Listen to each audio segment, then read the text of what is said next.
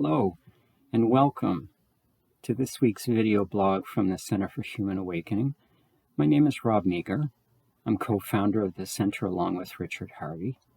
And this week, I'll be sharing a reading, again from one of Richard Harvey's books, Your Essential Self.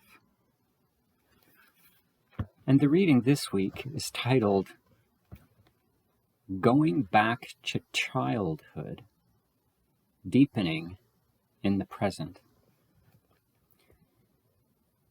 Ideally, childhood is characterized by openness, excitement, spontaneity, unforgettable discovery, and newness. If we are fortunate, we may remember something of these feelings from our memories of our own childhood. But as we grow up, we lose the depth, absorption, emotionality, and profundity we experience in our early years. The secrets of the childhood experience, joy, spontaneity, and trust, are lost. Our seminal experiences flow in our memory like waves in the sea, forming and reforming, defining the ocean as the ocean defines them, interdependent and interconnected, momentary and ephemeral. But many of us cannot even recall our childhoods. We have obscured our memories of the painful and the intolerable, as well as of the times when we were totally immersed in the experience, with layers of forgetfulness.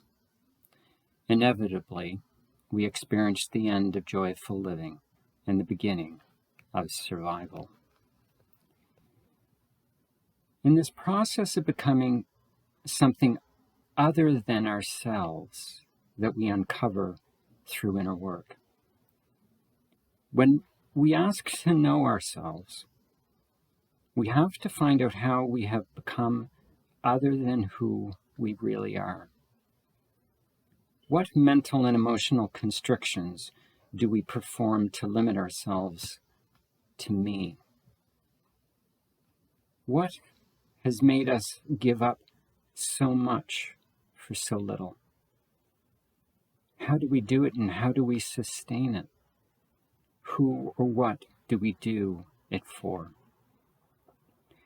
The sense of me is the creation of our child's mind. We become a subject of our own creation by spinning a web of personal stories. In adult life, we continue to spin this tale in self, and like gossip, the more we repeat it, the more it sticks. The defining collection of our individual characteristics and foibles, accruing personal anecdotes, habitual behavior, and emotional patterns are bundled together to create an illusion of substance.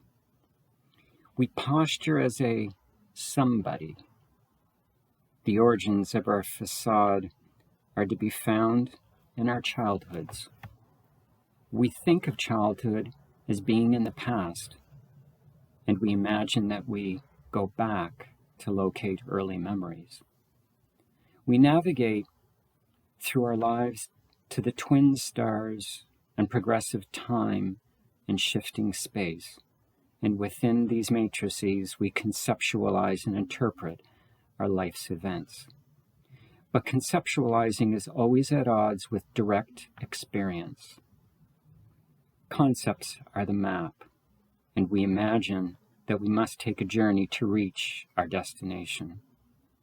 When we look carefully at how we go back to childhood, we see that it is really deepening in the present. Everything we talk about is in the past. By keeping our present issues in the past, we avoid insecurity, our fear of life, and the uncertainty of change. Life is reflected in the mirror of our projected childhood with all of its unresolved issues. Locating our unresolved personal issues in an imagined past is a way of distancing ourselves from them. We tuck them away safely in the past, so we don't have to own them or feel them in the present.